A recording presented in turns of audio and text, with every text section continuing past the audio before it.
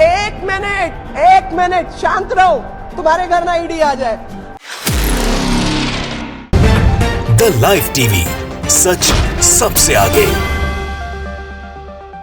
दोस्तों, ईडी को लेकर चर्चा पिछले कुछ सालों में कई ज्यादा बढ़ गई है। आप क्या हर बच्चा जानता होगा आज ईडी के बारे में कि कैसे ईडी का दुरुपयोग के आरोप जो है बीजेपी की सरकार पे निरंतर लगते आ रहे हैं और आज भी लग रहा है और कल भी ऐसा लगता है कि लगते रहेंगे। विपक्षी दलों के अलावा शायद 5% ऐसा होगा कि किसी और के ऊपर ईडी ने रेड डाली हो। 95% ईडी की रेड्स जो हैं पिछले कुछ सालों में सिर्फ और सिर्फ जो विपक्ष के दल हैं, विपक्ष के नेता हैं, उनके घरों के ऊपर हैं। कई जगह पे ऐसा भी हुआ है, लोगों का कहना है कि ईडी की रेड जब पड़ी तो बाद में बीजेपी में ही शामिल होगा नेताजी, ताकि उनके सारे के सारे पाप धुल जाएं। लेकिन जब कैसा लगेगा आपको कि ईडी के नाम पर एक मोदी सरकार की मंत्री सदन में धमका दें विपक्ष के नेता को कि आपके घर पे ईडी ना आ जाए।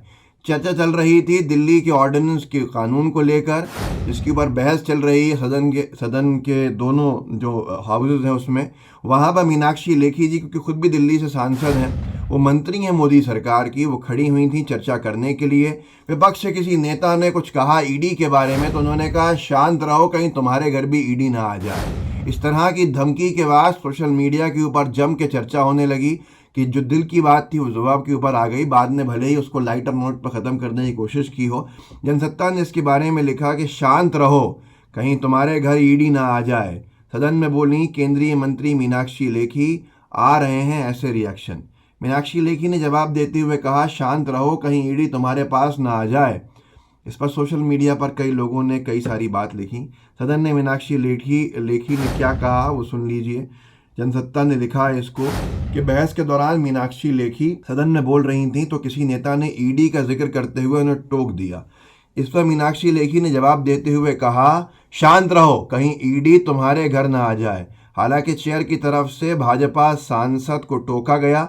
इस पर मीनाक्षी लेखी ने कहा यह मजाक की बात है। इसका वीडियो शेयर कर सोशल मीडिया पर बहुत से लोगों ने प्रतिक्रिया दी।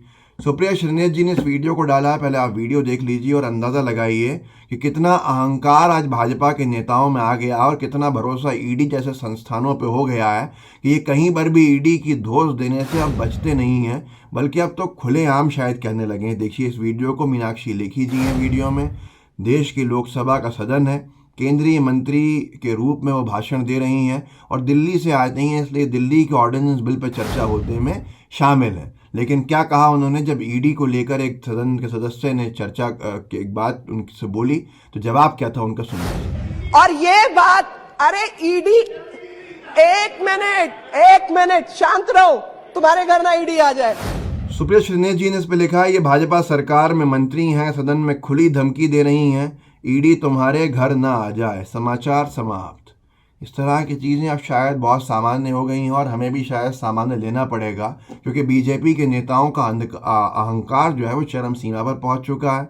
सरकारी केंद्रीय जांच एजेंसीज जो है उनका दुरुपयोग जिस कदर बढ़ चुका है वो आपके सामने है। कई नेताओं पे जिन पे जांच चल रही थी, जिनको बीजेपी के नेता भ्रष्ट बता रहे थे, चाहे वो महाराष्ट्र के हों, चाहे वो कहीं और आंध्रा के हों, वो तमाम नेताओं के ऊपर अब बीजेपी ने वॉशिंग मशीन से जब उनकी पार्टी में वो मिल गए तो धुलाई का काम किया और आज की तारीख में शायद बीजेपी के लिए वो भ्रष्ट नहीं बचे हैं। लेकिन ईडी की भूमिका जिस तरह से सवालों के घेरे में निरंतर आ रही है वो एक बड़ा विषय है। क्यों आ रही है वो आप जानते हैं अच्छे से। भले ही कल मीनाक्षी लेखी जी ने सदन में कहा हो किसी सदन के सदस्य को कि ईडी तुम्हारे घर ना आ जाए, शांत रहो, इसका मतलब यही निकाला जा रहा है कि हम लोगों से बातचीत ऊंची आवाज़ में मत करो, हमें टोको वोको मत, हम सरकार हैं, सरकार में हैं। लोग ये समझते हैं इस बात को कि इसका अर्थ यही समझ रहे हैं तो ईडी तुम्हारे घर ना आ जाए हमसे बदतमीजी में, ये इसका मतलब बहुत से लोगों ने निकाला है। मीनाक्षी लेखी जी कहती हैं कि साहब मजाक की बात थी, लेकिन मजाक की बात क्या थी क्या नहीं थी ये तो देश तय करेगा। लेकिन आप खुद सोचिए, ये जैसे दिल्ली ऑर्डिनेंस बिल है लोकसभा में, जब लोकसभा में एनबीटी ने लिखा कि बीजेपी की मीनाक्षी लेखी बोली 1 मिनट शांत रहो, कहीं तुम्हारे घर ना ईडी आ जाए। इस तरह से ईडी का जो दुरुपयोग है वो सबके सामने है कि किस तरह ईडी का गलत इस्तेमाल के आरोप बीजेपी की सरकार पर निरंतर लगते आए हैं और इससे कुछ उदाहरण भी हैं। उदाहरण तो कई हैं लेकिन मैं इस वीडियो में कुछ कोट कर सकता हूँ। छत्तीसगढ़ में कांग्रेस का अधिवेशन होना था, छत्तीसगढ़ में अधिवेशन हुआ भी। अधिवेशन से पहले छत्तीसगढ़ के कांग्रेस के नेताओं के घर जो ईडी के छापे पड़े, उसने एक बार फिर से ईडी के दुरुपयोग की बहस छेड़ दी थी। मामला जहां तक मुझे याद है ये फरवरी का है। हिंदुस्तान ने लिखा था कि कांग्रेस अधिवेशन से पहले ईडी का एक्शन, कई नेताओं के घर कोयला घोटाले में छापा। तो उससे मुख्यमंत्री महोदय ने कहा भी था कि ये सब डराने की कोशिशें हैं भूपेश बघेल जी ने, इससे हम डरने वाले नहीं हैं। हर चुनाव से पहले ईडी आ जाती है यहाँ अपना काम करने के लिए, हमें डरा नहीं सकते हैं। ऐसे ही जब पंजाब में चुनाव हो रहे थे, दैनिक भास्कर ने लिखा कि पंजाब सीएम चन्नी के रिश्तेदार के घर रेड, अवैध रेत खनन में चुनाव से पहले ईडी की बड़ी कार्रवाई। जब पंजाब चुनाव चल रहे थे उससे पहले जो मुख्यमंत्री थे कांग्रेस पार्टी की सरकार के, उनके रिश्तेदारों के घर पे अवैध रेत खनन के ईडी की रेड पड़ी थी। पूरे देश के अंदर एक बात आ गई थी कि जहाँ जहाँ चुनाव होते हैं वहाँ वहाँ ईडी की रेड्स क्यों पड़ती हैं। दैनिक जागरण ने जैसे लिखा कि जब बिहार में विश्वास मत होना था और जो सरकार गिरी थी, बीजेपी की सत्ता से बाहर हुई थी और आरजेडी कांग्रेस जेडीयू ने मिलकर सरकार बनाई थी, स्पीकर ने आदेश दिया था विश्वास मत के लिए। उस विश्वास मत से पहले किस तरह से खबर छपी जागरण में, राजद के 2 सांसद, एमएलसी समेत 6 के आवास पर सीबीआई की छापेमारी, बिहार में शक्ति परीक्षण से पहले बड़ी कार्रवाई। तो आप खुद सोचिए, आगे लिखा है बिहार विधानसभा में विश्वास मत से कुछ घंटे पहले राजद के 4 बड़े नेताओं के आवास पर सीबीआई की छापेमारी चल रही है। राज्यसभा के 2 सदस्य फैयाज अहमद, अशफाक करीम, एमएलसी सुनील सिंह व पूर्व एमएलसी सुबोध राय के आवास पर जांच पड़ताल चल रही है।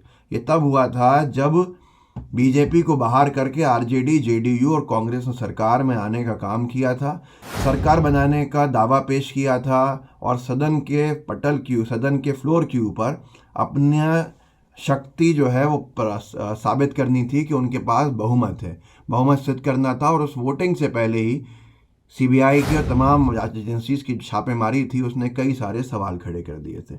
लिहाजा अब सबसे बड़ा सवाल यह है कि अब बीजेपी के नेता खुल के संसद में इस तरह से लोगों को डराएंगे, मजाक करने की बात करके ही डराएंगे क्या? लेकिन डर तो बहुत स्वाभाविक सा है, क्योंकि ईडी कहीं पर भी चले जाती है, किसी वक्त किसी भी जगह पर रेड मार देती है, लेकिन पता नहीं रेड उन्हीं जगहों पर क्यों पड़ती है जहाँ या तो चुनाव होता है या फिर बीजेपी के लिए कुछ मुश्किलें बढ़ रही होती हैं, जैसे महाराष्ट्र। इस वीडियो को आगे बढ़ाइएगा, लोगों को जागरूक कर सकते हैं, कीजिए। साथ में लाइव टीवी को सब्सक्राइब भी कीजिएगा। जय हिंद, जय भारत। द लाइव टीवी, सच सबसे आगे।